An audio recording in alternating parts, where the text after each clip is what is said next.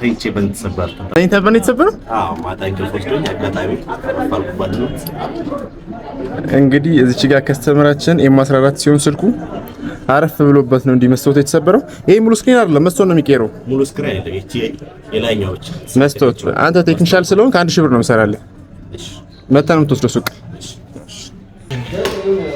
አመሰግናለሁ። ዋው የኔው አይም 14 ነው ያንተ አለች። አመሰግናለሁ። እሺ ወንድሜ ስኬጅ ላይ ያሉ ቆንጆ